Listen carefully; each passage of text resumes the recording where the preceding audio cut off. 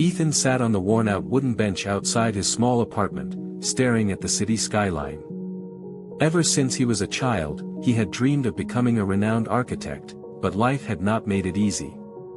Born into a struggling family, he had learned early on that success did not come without effort. His father worked long hours at a factory, and his mother took up odd jobs to keep food on the table. Ethan promised himself that he would build a better life, not just for himself but for his family as well. After finishing high school, he faced his first major setback. Despite his excellent grades, he could not afford college. Scholarships were hard to come by, and loans seemed like a burden he was unsure he could repay. Instead of giving up, he took a job as a construction worker. He spent his days carrying bricks, mixing cement, and watching skilled architects and engineers direct projects. The physical labor was grueling, but Ethan saw it as an opportunity. Every night, after returning home exhausted, he studied. Using borrowed textbooks and online resources, he taught himself architecture. He sketched designs in an old notebook, analyzed blueprints left at the construction site, and asked engineers for advice during breaks. Most dismissed him, but one senior architect, Mr. Collins, noticed his determination. "You've got a good eye for details," Mr. Collins said one afternoon. "But talent alone won't get you there. Persistence will." Encouraged by these words, Ethan pushed harder. He worked overtime to save money for evening classes at a local community college. Balancing work and school was brutal.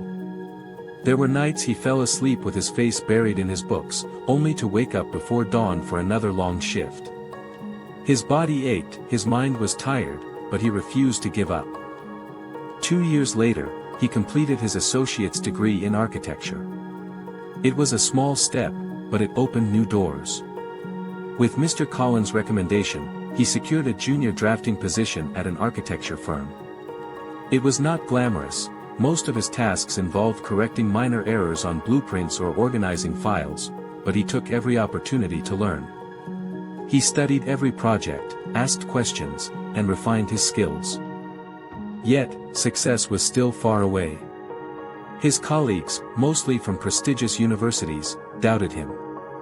"You don't have the credentials," one scoffed. "You'll never make it past this desk job." Ethan didn't respond. He let his work speak for itself.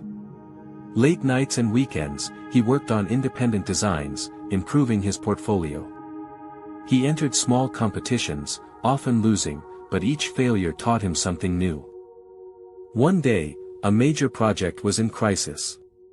The lead architect had overlooked a structural issue, and the team was scrambling for a solution. Ethan, having studied similar cases, proposed a design adjustment. At first, no one listened. But when Mr. Collins backed him up, the firm implemented his suggestion, and it worked. From that moment, Ethan's reputation grew. He was promoted, entrusted with larger responsibilities, and eventually, he earned enough to enroll in a top architecture school while working part-time. It took years, but he graduated with honors. By the time he was 30, Ethan had designed his first major building. At the ribbon-cutting ceremony, his parents stood beside him, tears in their eyes. The boy who once mixed cement on construction sites was now shaping the city's skyline. Looking back, Ethan realized that success was not about luck or shortcuts, it was about relentless perseverance. "If you want something badly enough," he once told a group of aspiring architects, "work for it. Every setback is a lesson, every struggle a stepping stone. The only way to fail is to quit."